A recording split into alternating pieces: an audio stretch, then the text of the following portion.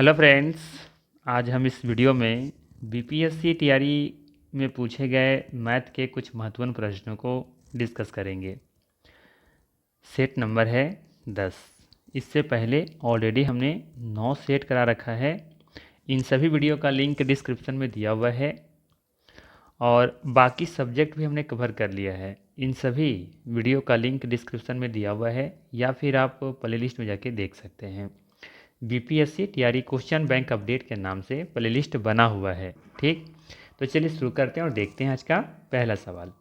आज का पहला सवाल है, एक दुकानदार एक घड़ी बेचते समय विक्रय मूल्य पर 5% छूट देता है। यदि वह उस पर 6% छूट दे देता है तो उसे पहले से 15 से कम लाभ मिलेगा। घड़ी का विक्रय मूल्य क्या है? विकल्प में दिया है 1400, 1500, 1800, एक से अधिक या फिर उपर्युक्त में से कोई नहीं। और ये देख सकते हैं बीपीएससी स्कूल टीचर 2023 के एग्जाम में सवाल पूछा गया था। ध्यान रखिएगा, हर सवाल के नीचे मेंशन किया गया है कि वो सवाल किस एग्जाम में पूछा गया हुआ है। ठीक, तो चलिए अब देखते हैं इस सवाल को कैसे सॉल्व किया जाएगा। इस तरह के सवाल को सॉल्व करने के लिए कई तरीके हो सकते हैं, लेकिन उसमें से पहला तरीका तो ये है कि यहाँ पे पूछ क्या रहा है आपसे कि घड़ी का विक्रय मूल्य क्या है। ठीक है, मान लेते हैं कि घड़ी का विक्रय मूल्य x रुपया है। कितना है? x है। ठीक, अब देखिए सवाल में कहता है कि एक दुकानदार एक घड़ी बेचते समय विक्रय मूल्य पर 5% की छूट देता है। सोचिए, अगर विक्रय मूल्य पर 5% छूट दिया जा रहा है, इसका मतलब है कि वो बेच कितना में रहा है? 95% में। तो x का 95%, ये हुआ विक्रय मूल्य, फर्स्ट केस। सेकेंड केस देखिए, कहता है कि यदि वह उस पर 6% छूट दे देता। ठीक, मान लेते हैं कि हमारा विक्रय मूल्य x है और 6% की छूट दे रहा है, मतलब आप बेच कितना में रहा है? 94% में। यही तो कह रहा है ना, जिसकी वजह से 15 रुपये का लाभ कम हो रहा है। तो यहाँ पे जो कुछ लाभ हो रहा होगा और यहाँ पे जो कुछ लाभ हुआ, दोनों का डिफरेंस कह रहा है कि 15 रुपये कम लाभ मिलेगा। मतलब दोनों का अंतर कितना है? दोनों का अंतर है 15 रुपये का।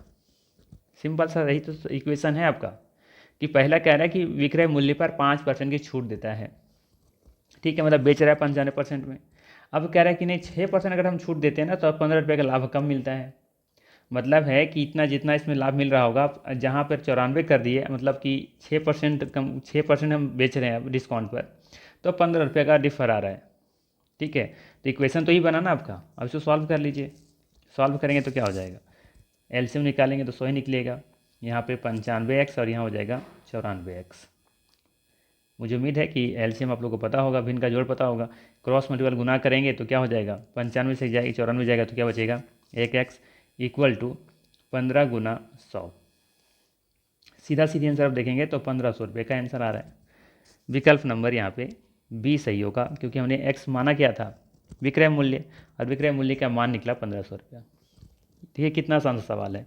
अब दूसरा तरीका ये है, खुद सोचिए कि पहले विक्रय मूल्य पर 5% की छूट दे रहा था।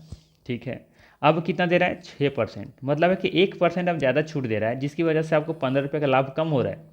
1% की वजह से, 1% की वजह से आपको 15 रुपये का लॉस हो रहा है, लाभ कम हो रहा है 1% की वजह से। तो 100% की वजह से कितना हो जाएगा? निकालेंगे तो सीधे 1500 रुपये निकल करके आएगा। ऐसे भी आंसर निकाल सकते थे। ठीक है, अगर यहाँ पे रहता 7%, जिस वजह से 15 रुपये का लॉस हो रहा है, लाभ कम हो रहा है, तब देखते हैं कि 5% पहले देते थे, अब दे रहे हैं 7%। मतलब है कि 2% का अंतर है, और उसी की वजह से आपको 15 रुपये का नुकसान हो रहा है। ठीक है, इंटू 100 कर देते तो भी विक्रय मूल्य निकल आता। ठीक है, तो ये कई तरीके हो सकते हैं बनाने का। चलिए अगला सवाल देख लेते हैं क्या है। अगला सवाल है कि तीन संख्याएं, क्या दिया हुआ है? तीन संख्याएं 3:4:5 के अनुपात में हैं। उनमें से सबसे बड़ी एवं सबसे छोटी संख्याओं का योग दूसरी संख्या तथा 52 के योग के बराबर है। तदनुसार सबसे छोटी संख्या कौन सी है? ठीक है, ये भी आसान सा सवाल है, सिर्फ समझना है यहाँ पे। चलिए पहले सवाल को समझते हैं। देखिए, तीन संख्याएं 3, 4, 5 के अनुपात में है, मतलब संख्या हम कह सकते हैं यहाँ पर कि 3x है, 4x है और ये 5x है। ठीक है, अब कहता हूँ उनमें से सबसे बड़ी और सबसे छोटी संख्याओं का योग। तो देखिए इसमें से सबसे छोटी संख्या कौन सी है, 3x होगा, और सबसे बड़ी संख्या 5x होगा। इसका योग कर लीजिए, जैसे सवाल कहा है वैसे हमने किया है यहाँ पे, ठीक। और वैसे आपको भी करना है। आगे देखिए, फिर कहता है दूसरी संख्या कौन बच गया, फिर 4x बच गया, तथा 52 का योग। तो इसमें से 52 के योग को क्या कहता है, योग के बराबर है, मतलब ये दोनों आपस में क्या है, बराबर है। अब इसको क्या कर लीजिए, सॉल्व कर लीजिए। तो 5 और 3 कितना हो जाएगा, 8x, इधर प्लस में इधर आएगा तो माइनस में, इक्वल टू 52। ये निकल करके आएगा 4x इक्वल टू 52। तो x का मान निकल जाएगा 13 चौक 52। अब यहाँ पे पूछा क्या है, छोटी संख्या। तो छोटी संख्या कौन सी है, छोटी संख्या 3x है, यही तो है ना, 3 4 5 में से सबसे छोटी संख्या तो 3x होगा। तो x का मान 3 निकला, तो 13 3 39, विकल्प नंबर यहाँ पे बी सही हो जाएगा। ठीक है। अगर आपसे पूछता है सबसे बड़ी संख्या कौन सी होती, तो 13 5 65 हो जाता। यहाँ देखिए ना, यहाँ पे 3 गुना 13, ये सबसे छोटी संख्या, दूसरी सबसे बड़ी संख्या 13 चौक 52, और सबसे बड़ी संख्या 13 5 65। ठीक है, यहाँ पे हो जाएगा 39, यहाँ पे हो जाएगा आपका 52, और यहाँ हो जाएगा 65। ठीक है, तो पूछा है सबसे छोटी संख्या, तो सबसे छोटी संख्या 39 है। ठीक है, चलिए अब ये सवाल क्या है, देखिए यहाँ पे दिया हुआ है 2 पर पावर 2n-1 इक्वल टू 1/8 पर पावर n-3, तो n का मान क्या होगा। देखिए ये भी आसान सा सवाल है, सिर्फ समझना है। एक रूल है जो कि हम बार बार बताते आए हैं, वही रूल का हम यहाँ पे प्रयोग करना है, आसान हो जाएगा आपके लिए। क्या है देखिए, सबसे पहले क्या दिया हुआ है वो लिख लेते हैं। जैसे लिखा है 2 पर पावर 2n-1 इक्वल टू 1/8 पर पावर n-3, ये लिखा हुआ है ना। देखिए हम क्या कर रहे हैं, दोनों का बेस को सेम कर रहे हैं, मतलब यहाँ 2 पर पावर इतना है, तो यहाँ पे बटा में है, इसको ऊपर ले जाएंगे। तो हमने कहा था ना कि जब भी बटा में हो तो उसे ऊपर ले जाने के लिए पावर माइनस में हो जाता है, इसको सिर्फ माइनस में कर दीजिए, ये माइनस पूरे के साथ होगा ना। ठीक है, अब आगे देखिए 2 पर पावर 2n-1 इक्वल टू 8 को हम लोग कैसे लिख सकते हैं, 8 को लिख सकते हैं हम लोग 2 दूनी 4, 4 दूनी 8, मतलब कि 2 पर पावर 2 लिख सकते हैं। पर पावर हो जाएगा आपका माइनस, ब्रैकेट ओपन करेंगे तो क्या मिलेगा, कुछ ऐसा मिल जाएगा। ठीक है, अब देखिए 2 पर पावर 2n है ना, 2n-1 इक्वल टू, ये क्या हो जाएगा, मल्टीप्लाई हो जाएगा सभी में 2 का, तो हो जाएगा ये -2n, और यहाँ पे हो जाएगा प्लस 3 दूनी 6 हो जाएगा, होगा ना। अब देखिए जब बेस सेम हो तो हम लोग क्या करते हैं कि पावर को इक्वल करते हैं, अगर बेस सेम हो तो कर लीजिए। ये क्योंकि कट जाएगा बेस बेस, तो बचेगा 2n-1 equal to -2n plus 6, तो क्या हो जाएगा ये 2n plus 2n equal to 6, इधर माइनस उधर आएगा तो प्लस में। ठीक है, ये बेसिक सा पता तो होना ही चाहिए कम से कम ना, कि इक्वल को उधर आने जाने पर क्या होता है, भाग में होता है तो क्या होता है, ये सब कुछ पता होना चाहिए कम से कम। 2 2 4x हो जाएगा इक्वल टू 6 और 1 7, तो x बराबर क्या निकल जाएगा 7/4। ठीक है, यहाँ पे कुछ मिस्टेक हुआ है आई थिंक, देखिए यहाँ पे गलती हुआ है ना, यहाँ पे गलती हुआ है, 2 पर पावर 2 नहीं होगा, यहाँ पे 2 पर पावर 3 होना चाहिए ना, क्योंकि 8 को हम लोग कैसे लिख सकते हैं, 2 गुना 2 गुना 2, तो 2 पर पावर 3 होना चाहिए। ठीक है, तो जब 3 से मल्टीप्लाई करेंगे तो यहाँ पे थोड़ा सा भी क्वेश्चन चेंज बनेगा हमारा, क्या हो जाएगा, ये मल्टीप्लाई करेंगे तो हो जाएगा ये -3n और प्लस 3 तिया 9 हो जाएगा, है ना। तो यहाँ भी चेंज करना पड़ेगा, -3n प्लस 9। चलिए यहाँ से फिर से सॉल्व कर लेते हैं, आसान रहेगा। तो ये हो जाएगा 2n plus 3n equal to 9, इधर है माइनस में, इधर आएगा तो प्लस में हो जाएगा, और 3 और 2 5x इक्वल टू 10, तो x के बराबर या n के बराबर निकल आएगा 10/5, काटेंगे तो निकल करके आएगा 2, तो n का मान निकल गया यहाँ पर 2।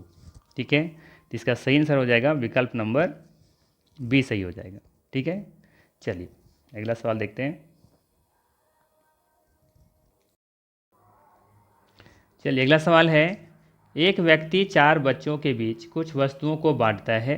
पहले बच्चे को कुल वस्तुओं का 1/2 मिलता है, और दूसरे बच्चे को पहले बच्चे का 1/4 मिलता है। तीसरे बच्चे को पहले बच्चे का 3/4 मिलता है। चौथे बच्चे को कितना अंश मिलता है, ये आपको बताना है। आसान सा सवाल है, सिर्फ थोड़ा सा लॉजिक है। देखिए यहाँ पे क्या है कि एक व्यक्ति 4 बच्चों के बीच कुछ वस्तुओं को बांटता है। तो मान लेते हैं वस्तु कितनी है, पहले तो मान लीजिए x मानेंगे आप। हम x नहीं मान रहे यहाँ पे, हम मान के चल रहे हैं कि वस्तुओं की संख्या 32 है। आपकी मर्जी, 32 मानिए, 64 मानिए, 16 मानिए, जितना मानना है मान के चलिए। ठीक है, हम 32 मान के चल रहे हैं। ठीक है, अब 32 से क्यों मान रहे हैं, 34 से क्यों 32 ही मान रहे हैं, 34 क्यों नहीं मान रहे हैं, आगे चल करके आपको पता चलेगा। ठीक है, चलिए 32 हम मान के चल रहे हैं कि वस्तुओं जे की जो संख्या है ना, जो बांटी जा रही है, वो उसकी संख्या 32 है। ठीक है, चलिए अब आगे क्या बोला है कि पहले बच्चे को कुल वस्तुओं का 1/2 मिलता है। पहले बच्चे को कितना मिलता है, चलिए पहला बच्चा,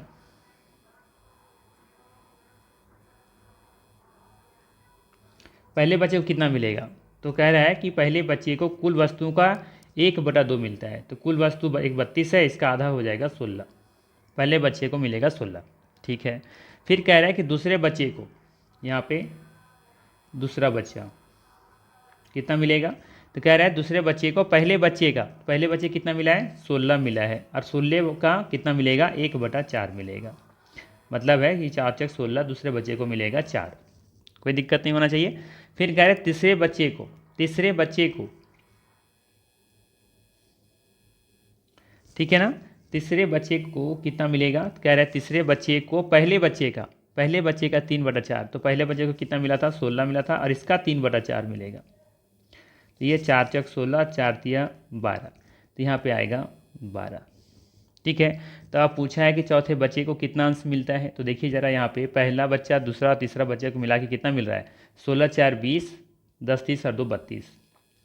वस्तु की संख्या ही थी 32, और हम लोग पहले दूसरे तीसरे बच्चे में ही बांट दिए हैं 32। मतलब है कि चौथे बच्चे को क्या मिला, शून्य मिला, कुछ मिला ही नहीं। इसका मतलब इसका सही आंसर क्या हो जाएगा, विकल्प नंबर ई हो जाएगा, चौथे बच्चे को शून्य अंश मिला है, कुछ भी नहीं मिला है। ठीक है, ये तो हो गया पहला तरीका। अब अगर x मान के चलेंगे तो भी मान सकते हैं। चलिए उस तरीके से देख लेते हैं कि कैसे सॉल्व होगा। ये तो हो गया मानने के लिए। ठीक है, आप हमेशा मान के जब चलते हैं ना, इस तरीके से पूछा जाए अनुपात वगैरह में, तो मान के चल सकते हैं। जैसे कि यहाँ पे 2 नीचे था, यहाँ 4 था और यहाँ 4 था, 4 4 16 2 32 मान के चलेंगे तो ये 2 से भी कट जाएगा, आगे चलकर 4 से भाग लग जाएगा। इस तरीके से अब 32 मान सकते हैं। ठीक है, अब मान के चलते 17, तो 2 से तो भाग लगता ही नहीं है ना, वो आ जाता आपका 8.5। तो फिर वो फ्रैक्शन माना शुरू हो जाता, तो वो आपको थोड़ा आगे चल करके मुश्किल करता, इसीलिए। और फिर इसको 4 से डिवाइड करते तो और दिक्कत होता, इसीलिए हमने 32 माना, 64 मानिए, इसी का मल्टीपल में मान सकते हैं। चलिए अब देखते हैं x मान करके। मान लेते हैं कि कुल वस्तुओं की संख्या x है, कोई दिक्कत नहीं होना चाहिए। अब पहले व्यक्ति को प्राप्त वस्तु कितनी होगी, तो x/2, ये पहले बच्चे को मिला x/2 भाग। ठीक है, अब दूसरे बच्चे को कितना मिला होगा, तो बोला जा रहा है कि पहले बच्चे को जो मिला है उसका 1/4 भाग। यही तो बोला है ना कि दूसरे बच्चे को पहले बच्चे को 4 भाग मिलता है। मतलब है कि दूसरे बच्चे को मिल रहा है यहाँ पे x/8। ठीक, अब तीसरे बच्चे को देख लीजिए कितना मिलता है, तो कह रहा है यहाँ पे कि तीसरे बच्चे को पहले बच्चे का, तो पहले बच्चे को मिला है x/2, इसका मिलेगा 3/4। मतलब है कि ये 3x और ये हो जाएगा 4 दूनी 8। ठीक है, तो चौथे बच्चे को कितना मिलेगा, तो कहने का मतलब है कि पहले बच्चे को जितना मिला होगा, दूसरे बच्चे को जितना मिला होगा, तीसरे बच्चे को जितना मिला होगा, तीनों को जोड़ देंगे और उसमें से x में से घटा देंगे, जो बच्चे को वही ना देंगे उसको। ठीक है, घटा लीजिए, तो यहाँ पे x में से घटाया जाएगा x/2 plus x/8 plus 3x/8, यही तो। चलिए x माइनस, अब यहाँ पे देखिए एलसीएम निकालेंगे तो क्या निकलेगा, 8 निकलेगा, और ये 2 चौक 8, 4x प्लस 8 में 8 से भाग लेंगे तो 1 आएगा, 1 का गुना x से x होगा, और 8 में 8 से भाग लेंगे तो भी 1 आएगा, और 1 का 3 से गुना करेंगे तो 3x हो जाएगा। यहाँ पे हो जाएगा x माइनस, अब देखिए 4 5 और 3 8x डिवाइडेड बाई 8, तो क्या निकल करके आएगा, देखिए फाइनली 8 से 8 कैंसिल आउट हो जाएगा, तो क्या बचेगा, सिर्फ यहाँ पे x बचेगा, और x में से गया तो क्या बचा, 0। तो इसका मतलब है कि x में से अगर इन सबको हटाने के बाद जो बचेगा उसी को ना देंगे अब चौथे बच्चे को, तो यहाँ तो कुछ बच ही नहीं रहा है। क्या शेयर में आ रहा है, इसका 0 आ रहा है। तो इतना क्यों करना XYZ मानना, आप सीधा मान लीजिए ना कि 32 64 कुछ भी आ जाएगा आपका आंसर। चलिए अगला सवाल है, यदि वर्ग का क्षेत्रफल समबाहु त्रिभुज के क्षेत्रफल के बराबर है तो वर्ग की भुजा और समबाहु त्रिभुज की भुजा का अनुपात क्या है। ये भी आसान सा सवाल है, शायद पिछला सेट में सवाल उल्टा था, वहाँ पे अनुपात दी थी, ये कहने का मतलब है वहाँ पे क्या दिया था, परिमाप दिया हुआ था, परिमाप दे दिया था और क्षेत्रफल पूछ लिया था। यहाँ पर क्षेत्रफल दिया हुआ है कि बराबर है, अनुपात पूछ ले रहा है आपसे, ठीक है, भुजाओं का अनुपात, वहाँ पर परिधि का अनुपात पूछा था। चलिए आसान सा सवाल है, देख लेते हैं क्या है। देखिए एक वर्ग का क्षेत्रफल, मान लीजिए ये वर्ग है और ये समबाहु, अच्छा वहाँ पे वर्ग ही था, वृत्त था, सॉरी वहाँ वृत्त था, और यहाँ पे दिया हुआ है समबाहु त्रिभुज। समबाहु त्रिभुज मतलब है जिसकी तीनों भुजाएं क्या होती हैं, बराबर होती हैं, ठीक है। और दोनों का क्षेत्रफल क्या दे रखा है, बराबर दे रखा है, मतलब है कि ए स्क्वायर, ठीक है, इक्वल टू, अब यहाँ पे पता होना चाहिए कि समबाहु त्रिभुज का क्षेत्रफल क्या होता है। समबाहु त्रिभुज का क्षेत्रफल होता है, पिछला भी सेट में हमने बताया था, √3/4 इंटू भुजा स्क्वायर। अब दोनों में ए है तो कॉमन हो जाएगा, तो थोड़ा सा प्रॉब्लम करेगा, तो ऐसा करते हैं यहाँ पे इसको लिख लेते हैं हम लोग, यहाँ पे क्या लिख लें, बी मान लेते हैं, चलिए बी का स्क्वायर कर लेते हैं, बी हमारा हो जाएगा त्रिभुज का भुजा, ठीक है। चलिए अब यहाँ से हम लोग क्या कर सकते हैं, ए और बी का अनुपात निकाल लेते हैं, कोई दिक्कत नहीं होना चाहिए, ठीक। चलिए यहाँ पे क्रॉस मल्टीपल गुना करेंगे तो क्या मिलेगा, 4a² मिलेगा, इक्वल टू मिलेगा यहाँ पे √3b², ये तो मिलेगा। अब यहाँ से देखेंगे तो हम निकालना चाहते हैं a² और नीचे लिखना चाहते हैं b² इक्वल टू, अब a² कितना है और b² का इक्वल निकालना चाहते हैं तो क्या निकल करके आएगा, अब देखेंगे तो √3 यहाँ पे हो जाएगा और यहाँ पे हो जाएगा 4। ऐसा कैसे, क्रॉस मल्टीपल गुना कीजिए, 4 का a² से गुना करेंगे तो यही मिलेगा, और √3 का b² से गुना करेंगे तो यही मिलेगा, कोई दिक्कत नहीं होना चाहिए। चलिए आगे फर्दर सॉल्व कीजिए, सॉल्व करेंगे तो दोनों इधर देखेंगे तो स्क्वायर में, दूसरी तरफ अगर शिफ्ट करें तो क्या हो जाएगा, ये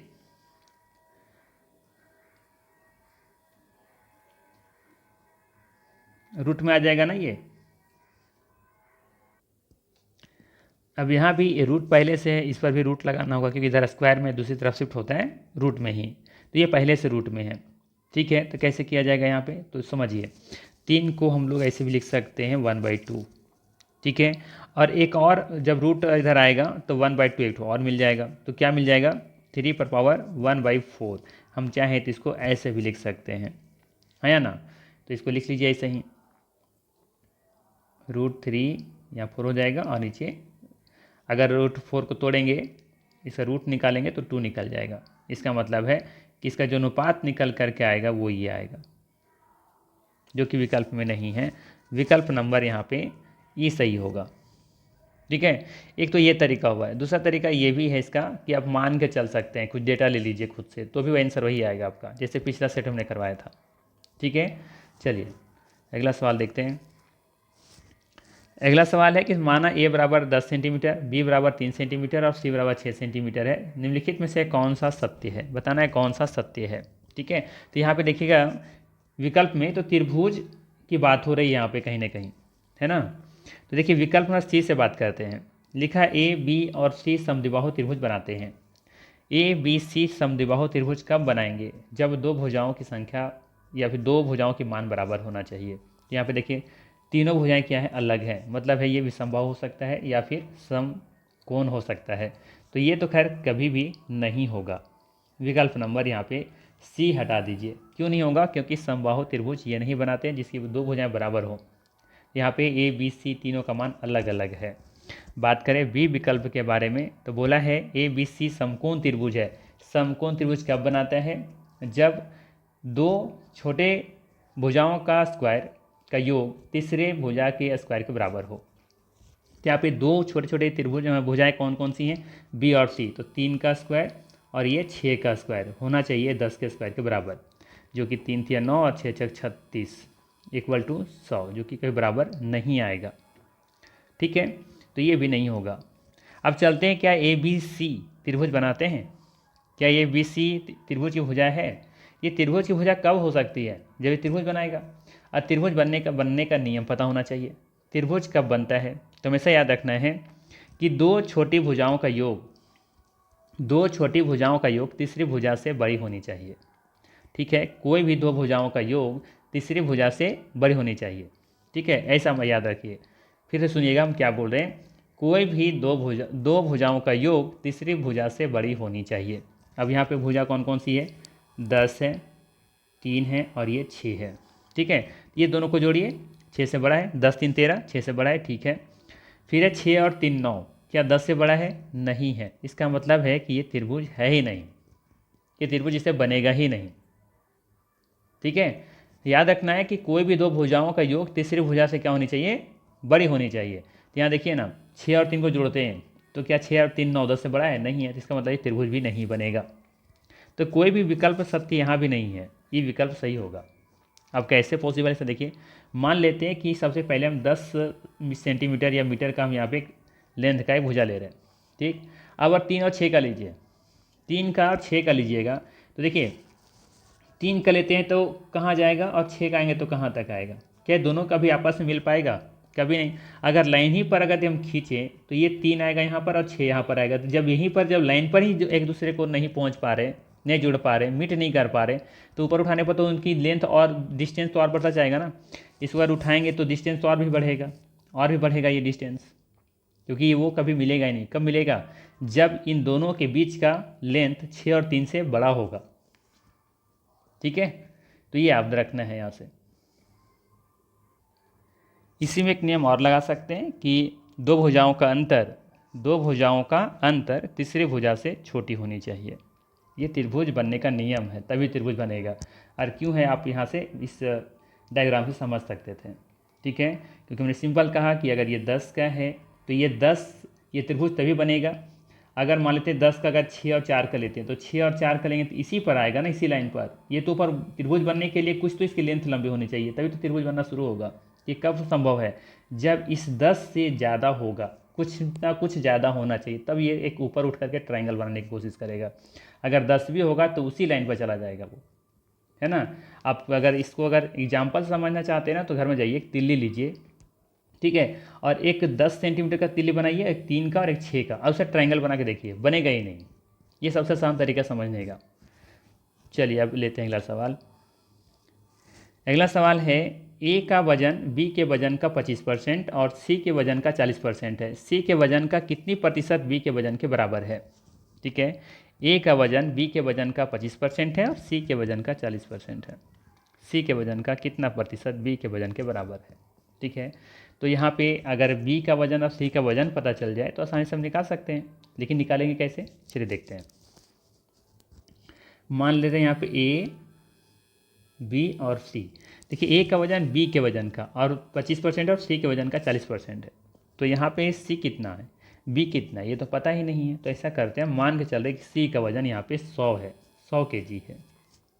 कोई दिक्कत नहीं होना चाहिए, मान के चल रहे हैं कि सी का वजन 100 kg है। ठीक, अब ए का वजन बी के वजन का 25% और सी के वजन का 40% है। सी के वजन का, तो सी का वजन कितना है, 100, 100 का 40% मतलब 40। ठीक है, कोई दिक्कत नहीं होना चाहिए यहाँ पे। देख लीजिए ना, ए का जो वजन है ना वो सी के वजन का 40% है। तो अगर सी का वजन 100 है तो मतलब इसका ए का वजन 40 होगा। लेकिन यहाँ पे फिर कह रहा है कि बी के वजन का 25% होना चाहिए। तो यहाँ पे जो भी है ना इसका ये 25% होना चाहिए, तब ये सही इक्वेशन बनेगा। अब कैसे करें ये वाला, यही तो मेन है, यहाँ पर मेन खेल यही है। अगर यहाँ ये कर लेते हैं तो आसान हो जाएगा आपके लिए। तो यहाँ पे इसका उल्टा करना होगा। कैसे उल्टा करना होगा वो देखिए। जैसे ए का वजन बी के वजन का 40% है, बी के वजन का 25% है। ए का वजन कितना है, 40 है, और ये 25% के बराबर है, ये 25% है। तो इसका 100% कितना होगा, 25 चौक 100, 4 चौक 16, 160। मतलब है कि बी है 160 होगा यहाँ पे।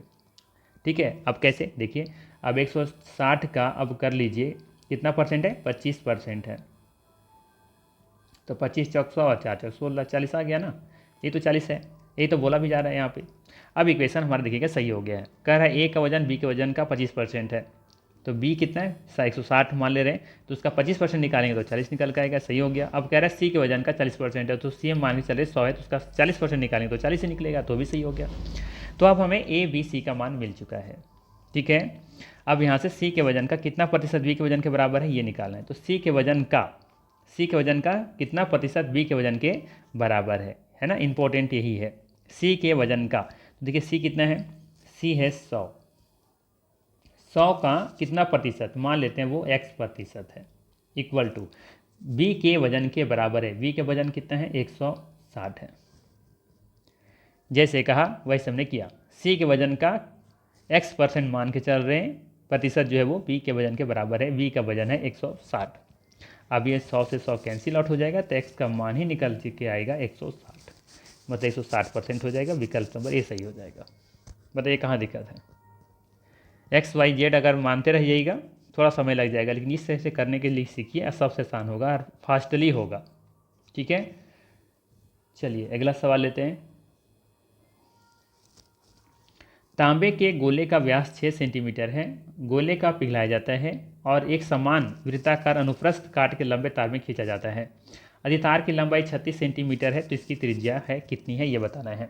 ठीक है, देखिए इस तरह का सवाल में हमेशा ध्यान रखिए कि हमेशा हमेशा जो गोले का आयतन, या फिर कह सकते हैं कि जो आयतन होता है ना, बदलता नहीं है। आयतन आपका सेम रहेगा, वॉल्यूम कभी बदलेगा नहीं। अगर वृत्ताकार में है या फिर वृत्त ये गोला है, उसको पिघलाकर वर्ग बना ले, घनाभ बना ले, लेकिन दोनों का आयतन बदलेगा नहीं। ठीक है, अब जो टोटल जो वॉल्यूम जो होगा ना, दोनों का सेम ही आएगा, ये हमेशा याद रखना है। हाँ, क्षेत्रफल बदल जाएगा, क्षेत्रफल में बदलेगा आपका, लेकिन आयतन नहीं बदलेगा। ठीक है, देखिए तांबे के गोले का व्यास कितना है, 6 सेंटीमीटर है। तो पहले तो हम यहाँ पे निकाल लेते हैं कि गोले का आयतन क्या है। ठीक है, तो गोले का आयतन क्या होता है, याद रखना होगा। गोले का आयतन होता है 4/3 पाई आर क्यूब। ये हो गया गोले का आयतन। ठीक है, अब इसको पिघलाया गया है और पिघला के क्या बनाया गया, एक समान वृत्ताकार अनुप्रस्थ काट के लंबे तार में। वृत्ताकार अनुप्रस्थ मतलब क्या है, एक समान वृत्ताकार मतलब क्या, मतलब ये वाला कह रहा है, ये जैसे वृत्ताकार है ना, तो इसका जो है हर जगह सेम ही होगा, यहाँ भी सेम है, यहाँ भी सेम है, कुछ ऐसा कह रहा है वो। ठीक है, तो ये अनुप्रस्थ काट के लंबे तार में खींचा जाता है। तो यहाँ पे तार का मतलब है वो कैसा होगा, बेलनाकार होगा। तो बेलनाकार का यहाँ पर फॉर्मूला क्या होता है, यहाँ पे होता है पाई आर स्क्वायर एच, और दोनों का वॉल्यूम क्या होगा, सेम होगा। ठीक है, बस यहाँ पे थोड़ा सा हम लोग को गलती क्या की है, यहाँ पे गलती ये हुआ है कि दोनों का आर तो सेम होगा नहीं, दोनों का आर होगा अलग अलग। तो यहाँ पे मान लेते हैं बड़ा वाला आर ये, और ये हो जाएगा एच। ठीक है, तो पूछा है इसकी त्रिज्या क्या होगी। ठीक है ना, तो चलिए अब मान बैठा लेते हैं, सबसे बढ़िया। तो 4/3 पाई का मान रहने देते हैं क्योंकि दोनों में कॉमन रहेगा। आर का मान देखिए, व्यास कितना है, 6 सेंटीमीटर है, मतलब इस गोले का त्रिज्या कितना हो जाएगा, 3, और 3 का 3 बार कर लीजिए, तो 3 3 9 3 27, सीधे मान बैठा देते हैं, इक्वल टू पाई। आर का मान तो ज्ञात करना है, इसलिए इसको रहने देते हैं। एच का मान, अब एच के जो मान है ना, वो लंबाई की तरह काम करेगा यहाँ पे। ठीक है, जैसे मान लो ये तार है, तो तार को यदि हम खड़ा कर देते, ये तो इसकी हाइट ही कहलाएगा ना अब, तो ये हाइट हो जाएगा इसका 36। अब यहाँ से सॉल्व करेंगे तो आर का मान निकल जाएगा। ठीक है, कैंसिल आउट कीजिए, पाई से पाई। ठीक है, और क्या कर सकते हैं, 4 9 36। ठीक है, तो ये हो जाएगा, क्रॉस मल्टीपल गुना करेंगे तो आर स्क्वायर इक्वल टू मिल जाएगा 9 3 27। अच्छा, यहाँ पे और काट लेते हैं, और बच रहा है कुछ कुछ, जैसे यहाँ पे 3 9 27 से काट लीजिए, तो क्या हो जाएगा।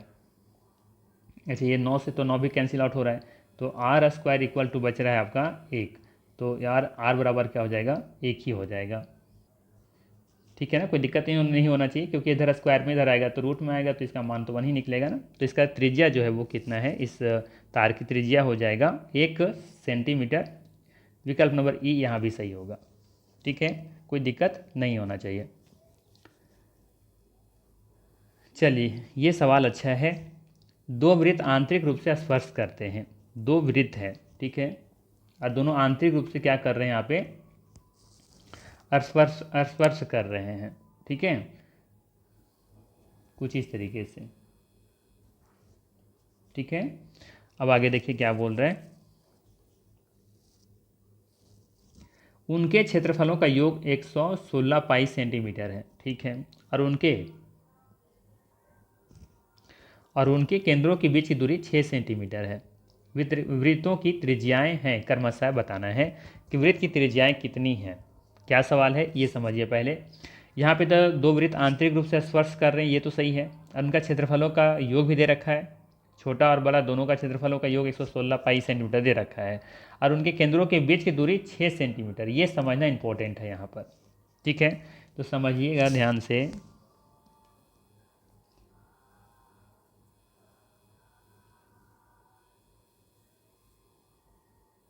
देखिएगा ध्यान से, देखिए मान लेते हैं कि ये बड़े वृत्त का त्रिज्या है, ये थोड़ा सा और आगे जाएगा, इसको हम छोटा ही कर लेते हैं। चलिए ये हो गया बड़े वृत्त की त्रिज्या। ठीक है, और ये है मान लेते हैं, ये तो केंद्र बिंदु हो गया बड़े वृत्त का, और ये छोटे वृत्त का केंद्र बिंदु। इसका त्रिज्या कुछ ये वाला होगा, और बड़े वाला देखेंगे तो ये वाला होगा, होगा ना। और यहाँ पे इंपॉर्टेंट बात ये है कि ये केंद्र, ये जो पॉइंट हम फिर से ग्रीन कलर से जो डॉटेड कर रहे हैं, ये लाइन देखिएगा, इन दोनों के बीच की दूरी बोला है कि 6 सेंटीमीटर का है। यहाँ पर अगर यही समझना है, यहाँ पे मेन समझना है यहाँ पे कि ये जो है ना, जो बड़े त्रिज्या है, बड़े वृत्त का जो त्रिज्या और छोटे वृत्त की जो त्रिज्या है, उसका जो देखेंगे जो दूरी है, डिस्टेंस है, वो यहाँ पर 6 सेंटीमीटर दिया हुआ है। ठीक है, इसका मतलब क्या है, हम मान के चल रहे हैं बड़े वृत्त की त्रिज्या है r, क्या है, r है, और छोटे वृत्त की जो त्रिज्या है वो है छोटा वाला r। कोई दिक्कत नहीं है। तो हम यहाँ पे कह सकते हैं कि जो बड़ा वाला r है उसमें से छोटा वाला r को घटा दें तो क्या मिलेगा आपको, 6 मिलेगा। सोचिए, यही तो मेन समझना है यहाँ पर कि इसकी डिस्टेंस दे रखा है, ये वाला डिस्टेंस, दोनों केंद्र के बीच की दूरी 6 सेंटीमीटर दे रखा है। अब बड़े जो वृत्त है, बड़ा वृत्त का पूरा जो होगा यहाँ तक होगा, पूरा ये वाला आर माने हैं, और छोटा वाला तो कहीं से ना कहीं यहीं से तक ना होगा, ये वाला पॉइंट यहाँ से यहाँ तक, तो वो वाला अगर हम आर घटा दें तो यही तो डिस्टेंस फिर बच रहा है, छोटा वाला। छोटा वाला नहीं, मतलब ये वाला दो केंद्रों के बीच की दूरी, अगर ये छोटा वाला वृत्त का त्रिज्या घटा दे तो ये वाला समझना इंपॉर्टेंट है यहाँ पर कि r माइनस छोटा वाला r इक्वल टू 6 होगा यहाँ पे। अगर ये समझ में आ गया तो अब आगे बन जाएगा। देखिए कैसे, ध्यान दीजिएगा। यहाँ पे हम लिख सकते हैं बड़े वृत्त का क्षेत्रफल क्या हो जाएगा, पाई r स्क्वायर, और छोटा वाला का क्या हो जाएगा, पाई r स्क्वायर, और इसका योग कितना दे रखा है, 116 पाई। कोई दिक्कत नहीं होना चाहिए। अब आगे देखिए, इसी को फर्दर सॉल्व कीजिए, आगे सॉल्व कीजिएगा तो पाई कॉमन निकालते दोनों से पाई तो क्या बचेगा, r square plus r square equal to 116 pi. ठीक है, यहाँ से देखेंगे तो पाई से पाई कैंसिल आउट हो जाएगा, है ना। तो क्या बचेगा, r स्क्वायर